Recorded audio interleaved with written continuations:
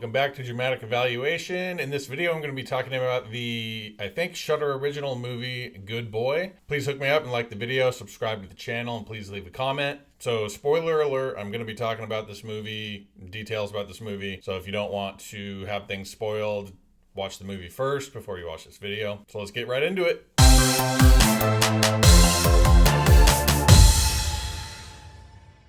So essentially, this is a horror movie about a dog, featuring a dog's kind of point of view. You're not like watching it through his eyes, that type of point of view. You see the dog in third person or whatever, third dog, if you will. But it's like centers around the dog and what he's experiencing. So there's really not any big actors in this movie. It's really just the dog. The few characters that are in the movie are actors I'm not familiar with, and also you don't even see their faces. So they're doing a intentional thing where they're really trying to focus on the dog being the star of this movie and what's important to look at in this movie. And so they block out characters' faces, like having it cut off in the frame or like in shadow and darkness, or there's one guy who's like a hunter in the woods who's got a mask on. It's like when you're talking to someone, you would like take that mask off, but like no, they keep the mask on to like not show his face. So it's definitely an intentional choice to not feature the actors as much. There's really only one main character, is the owner of the dog named Todd. I don't remember the actor's name, but I'm not familiar with him. I don't think I've seen him in anything. This is kind of like an indie movie that did well at like South by Southwest or some festival like that, and then Shudder picked it up. So not a lot of big actors. And the dog is the main actor, and the dog's name is Indy. And the dog was pretty good. Pretty interesting how they were able to kind of make this movie and follow the dog around and have the dog like hit its marks and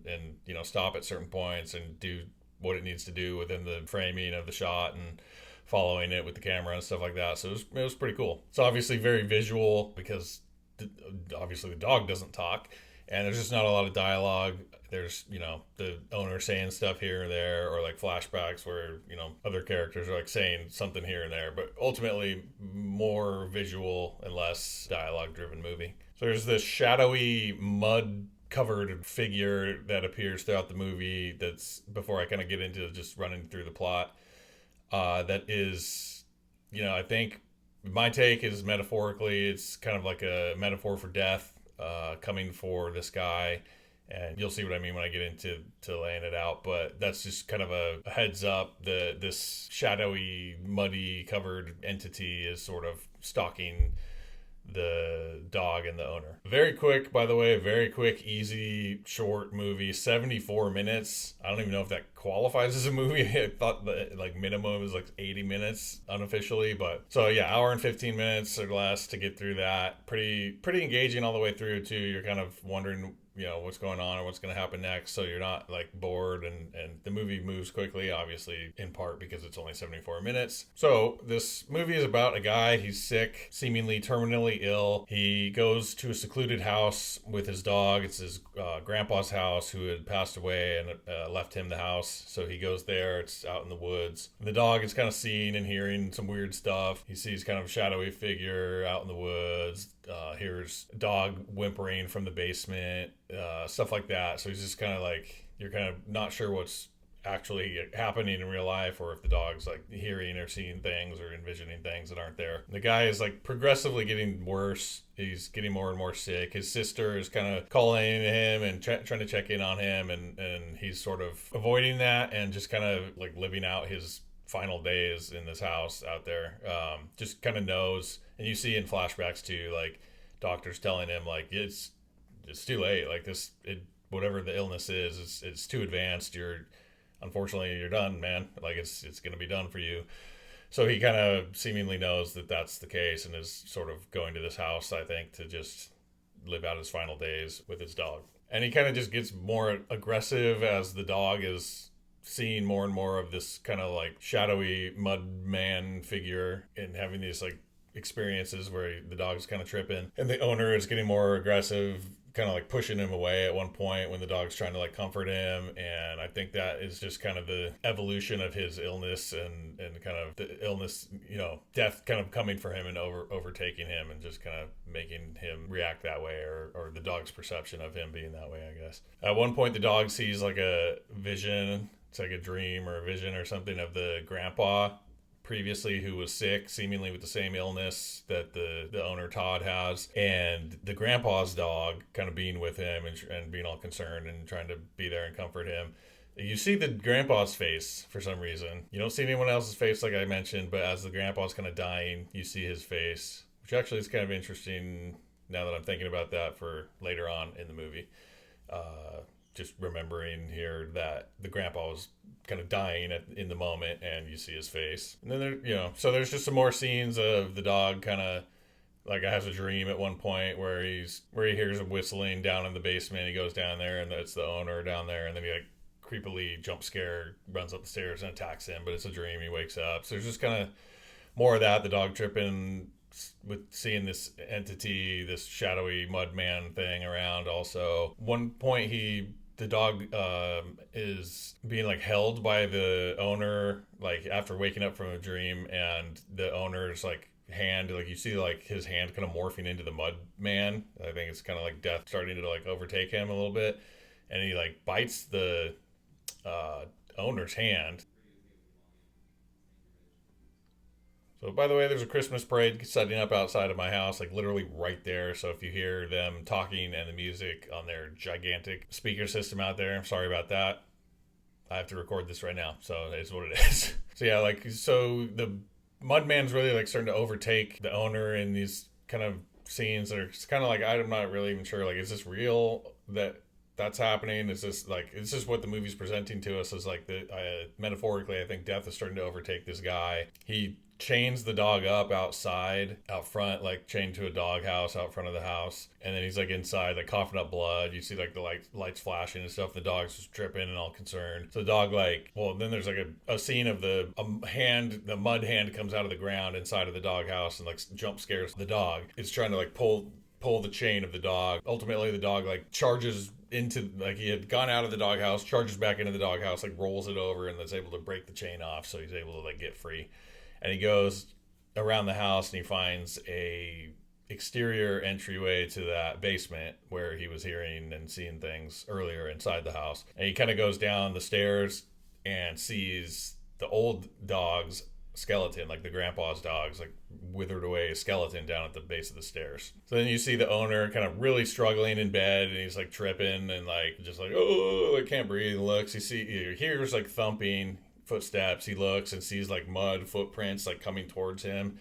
So again, this is really the end for him, like death like coming for him, and just it's his final moments. And then they have a moment here where the dog comes in, is able to get in the house, comes in, like jumps on the bed with him, and then you realize like he has died. Like you see the owner like talking to the dog and then looking at the bed and seeing his own dead body on the bed. And then the mud man like shows up behind him and like attacks him, and like he like falls to the ground, and then the mud man like chains him and yanks him and pulls him down into the basement. So then the dog runs, follows him down to the basement, or tries to. The door shuts. The dog jumps through the window, breaks the glass, jumps out the window, runs around to that exterior entrance he had found to the basement, goes down to the basement that way. There's kind of like a weird like cave like in the basement, like rocks and stuff, and he like goes in that cave opening. You don't see him for a minute. You just see the cave opening, darkness there, and then you see him pull out the owner, kind of like saving the owner or whatever. But again, because we already saw his dead body on the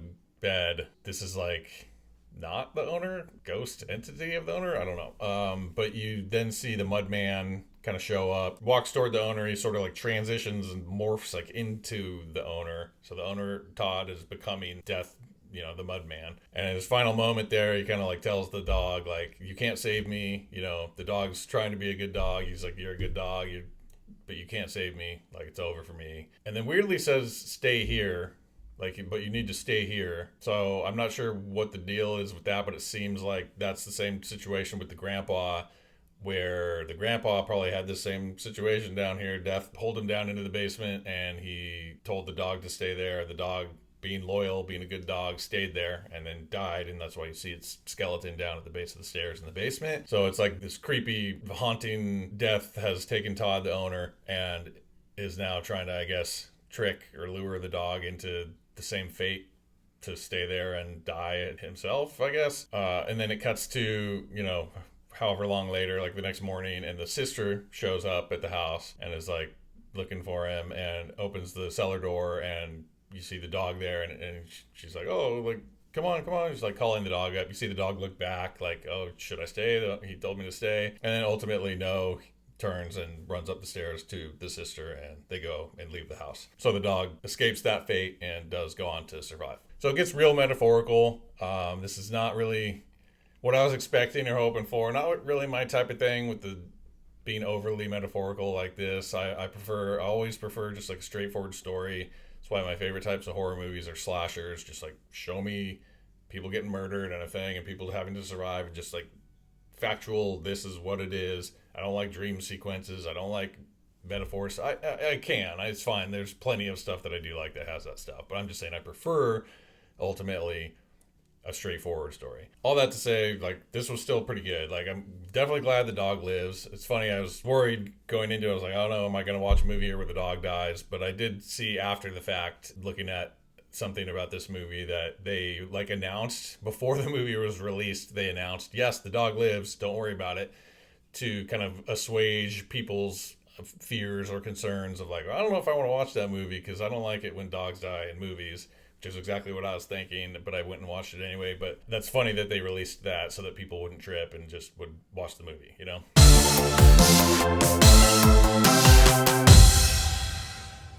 So I'm going to give this movie just a straight up 8, solid 8. It was good. I liked it. Definitely not a movie for everyone. This is kind of a movie for horror fans or kind of a niche audience.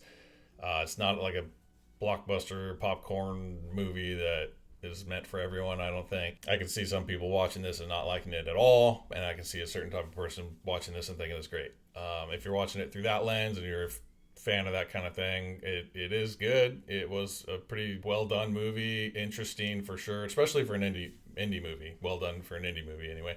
But very interesting, concept, like showing this movie through, not necessarily through the eyes of a dog, but the dog being the main character, and you're seeing the experience of this dog and how it's interpreting or how it's experiencing his owner's death. I was hoping it would be more of a dog being the hero and saving his owner and protecting his owner. Didn't really, he tried to and wanted to, but ultimately it's just out of his power. The guy was sick and death came for him. So not quite what I was hoping for or wanted, but I still enjoyed it and it was still good. So yeah, I think an 8 is a pretty good score for this movie. Not the greatest in the world, not bad at all. So that's it for my review of Good Boy, the Shudder original movie. Thanks for watching. Please like the video, subscribe to the channel, and please leave a comment. Let me know if you saw this movie, what you thought about it. Stay tuned. Until next time,